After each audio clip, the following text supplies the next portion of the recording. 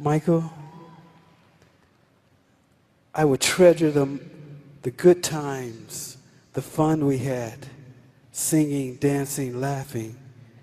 I can remember when we used to come home from school and we would grab a quick bite to eat. This is Marlon Jackson with Cicely Jackson on Channel 5 saying, how's your show tonight? Great. Great. The Jacksons have been in the line. The cameras always found the louder names first. The prodigy, the provocateur, the one whose every move generated another headline.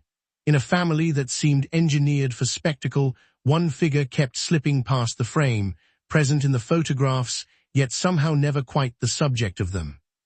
What allowed him to move through the same pressure cooker without collecting the same scars? Why did the brother standing closest to the center of the storm remain the one the world rarely examined? And what private accounting did he carry that only became visible in a single, unguarded moment on a stage in front of 1 billion people? If you want the fuller weight of the stories that usually get flattened into supporting roles, subscribe right now. Most viewers who pass without that step never return for the quieter chapters that actually change the shape of the family portrait. This channel stays with the ones the spotlight left alone. One click keeps you inside it. He entered the world already marked by absence. Born premature on a March day in 1957, he shared the first hours of life with a twin who did not survive them. The loss was private, the kind working families in industrial towns absorbed without public ritual. There was no time or language for extended mourning. Life continued, yet the space where a mirror should have been remained empty. Into that space, not long after, arrived a younger brother whose energy and talent would eventually redefine popular music. The two boys shared rooms, jokes, mischief, and a closeness that the older one would later describe without embellishment. The younger had become the substitute for the twin who never grew up. That early substitution shaped a bond different from the other sibling alliances in the house. Where ambition and rivalry colored some relationships, this one stayed simpler. They were near in age, matched in humor, linked by the ordinary intimacies of shared childhood under an extraordinarily demanding roof. When the family act began to form, both boys were folded into the rehearsals that ran like drills. One absorbed the steps and the notes with an ease that looked like instinct. The other had to earn every improvement. The dancing did not come naturally at first. The vocals required deliberate work. In an environment where mistakes carried consequences, he refused to step aside. He refined the movement until the body remembered what the mind had struggled to learn. By the time the group was grinding through regional talent shows, the brothers themselves had begun calling him the one who loved the dancing most, the one who gave himself over to it completely. When the act reached Motown and then the global stage, his role remained deliberately supportive. Conga, tambourine, background vocals, the precise visual punctuation that made the performances complete. He understood the architecture of the group and his place inside it. He did not push against the center of gravity. He made himself necessary in the spaces the star could not occupy alone. That quiet professionalism is rarer than raw talent. It requires a different kind of discipline, the willingness to excel without needing the largest share of the light. The middle years brought the fractures that rearranged the family business. Creative restlessness, contract disputes, the decision to leave the label that had made their name, the painful loss of the name itself, the choice by one brother to remain behind. Through the rebranding, the new recordings, the ambitious but troubled tour that marked the effective end of the original unit, he continued to show up and do the work.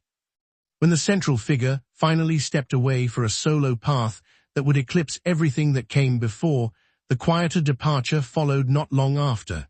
It generated fewer headlines. It still represented the end of a life spent inside a single machine.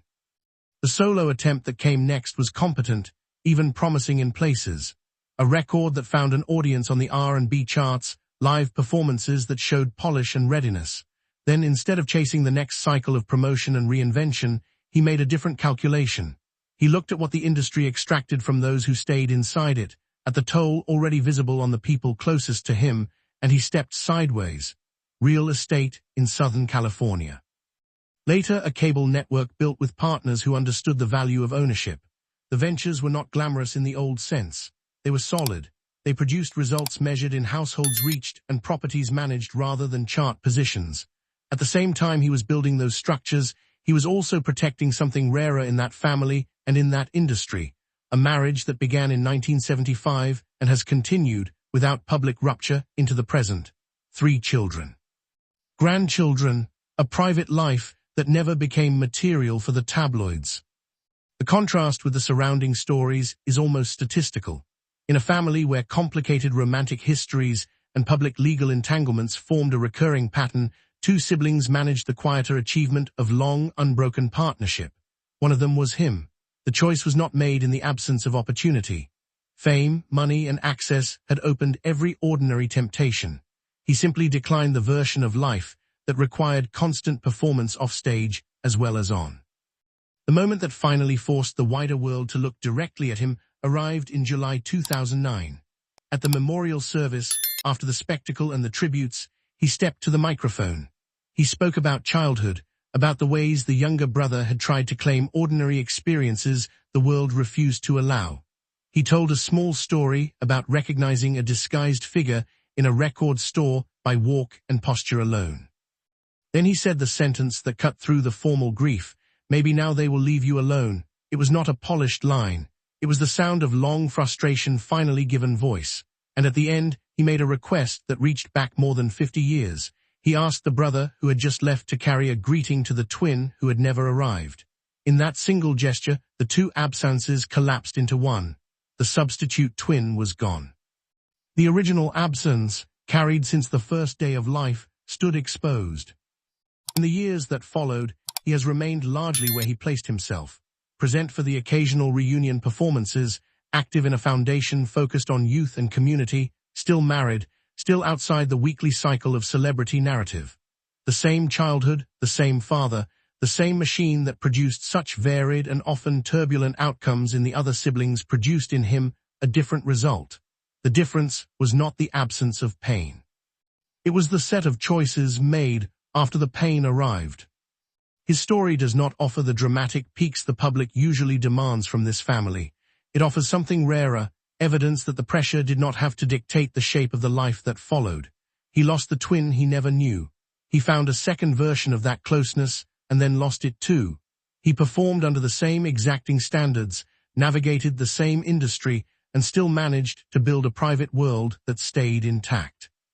In a lineage defined by extraordinary visibility and extraordinary fracture, the decision to remain unremarkable by the standards of fame may be the most deliberate act of all. The cameras still prefer the louder names. The quieter brother continues to live the longer argument that character can outlast the storm, that a life measured in decades of steadiness rather than moments of spectacle is not a lesser achievement. It is simply a different one. And in the full accounting of this particular family, it may be the one that still has the most to teach.